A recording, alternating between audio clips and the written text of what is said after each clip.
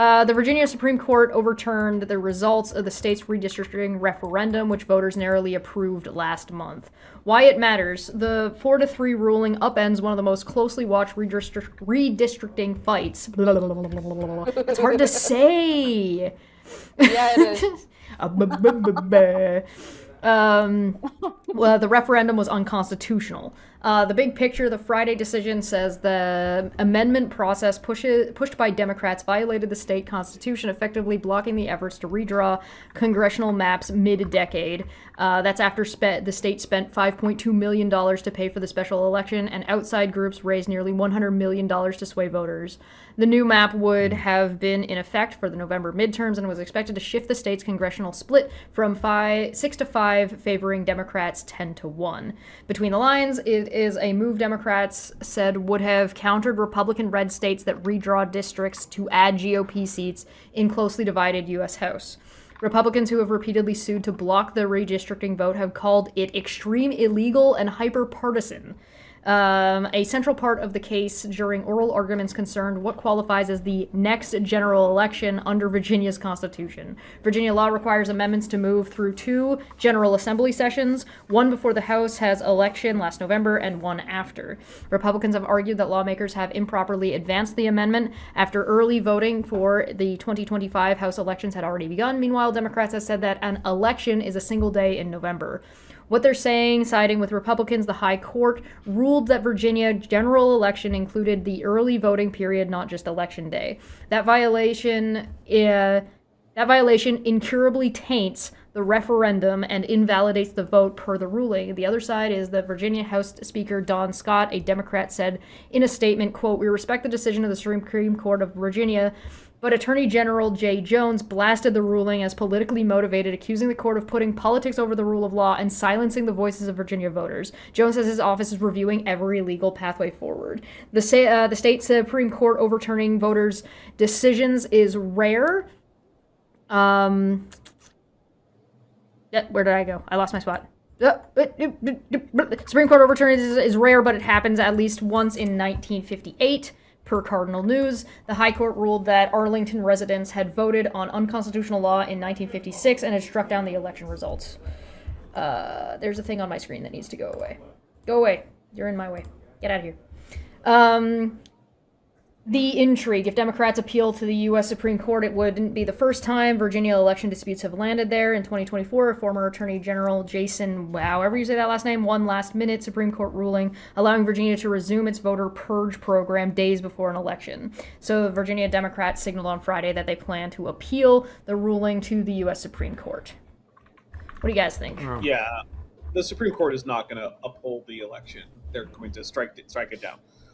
Because it's so funny that Republicans are so happy with gerrymandering, but as soon as like the Democrats come up with a counter, they just like no, this is unconstitutional, blah blah blah blah blah blah blah, and this is where it matters like who are sitting in the seats of Supreme Court, because it kind of shows like, okay, at this point, they're very, very eager to hold up the Constitution, or whether, the voters did get their right to speak or not. But when the other side, Republicans, do it, are they really, consistent with the standards or not?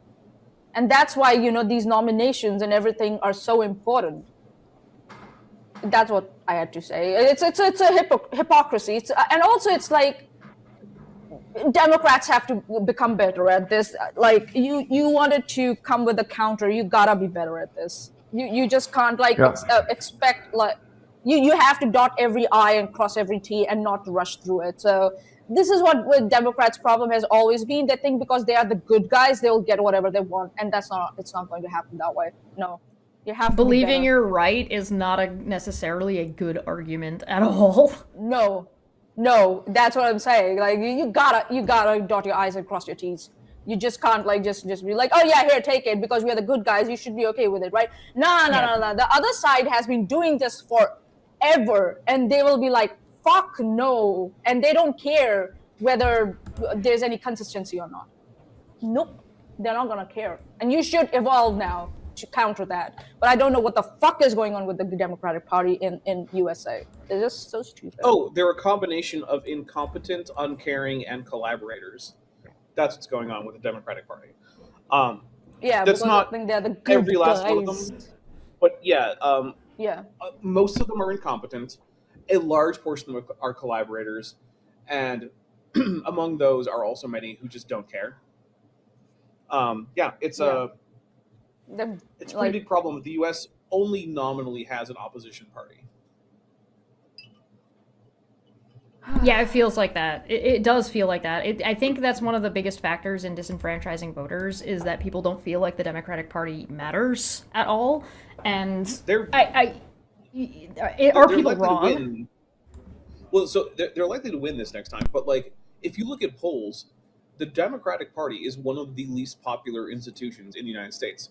The GOP is less popular, and SCOTUS is even less popular, if I remember correctly. But like, the number of people who actively like the Democrats is horrifically low. But the Democrats don't care because as long as they're more popular than the Republicans, they still get elected. So they don't have to be popular. They don't have to care. They don't have to actually stop collaborating with fascists.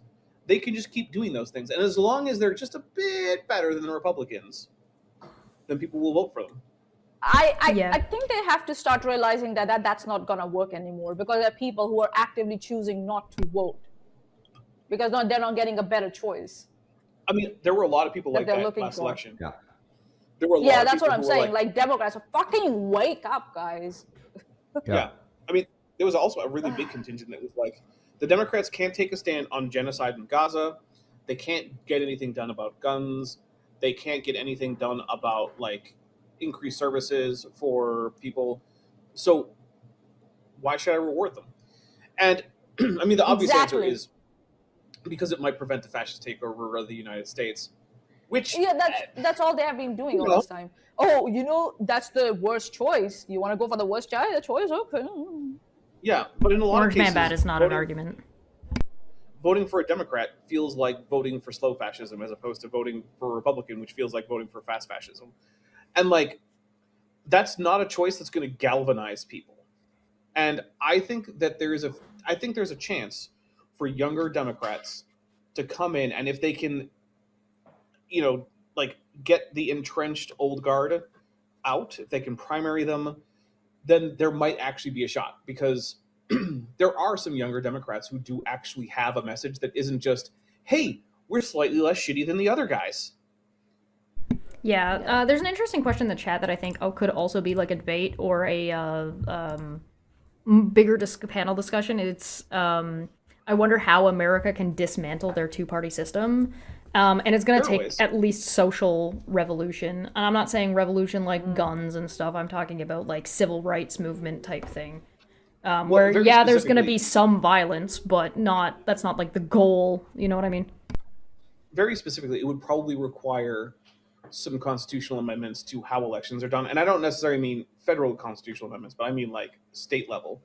Because one of the problems is that America, like with an alarming degree of regularity, has considered first past the post voting to be the only legitimate form of voting, and also has decided that rather than having any kind of apportionment like many parliamentary systems have, where like you're not representing a particular location, but people are voting and then seats in parliament are apportioned based on the percentage of votes that each party got, rather than doing those things, which make it that makes it very hard to have a two-party system.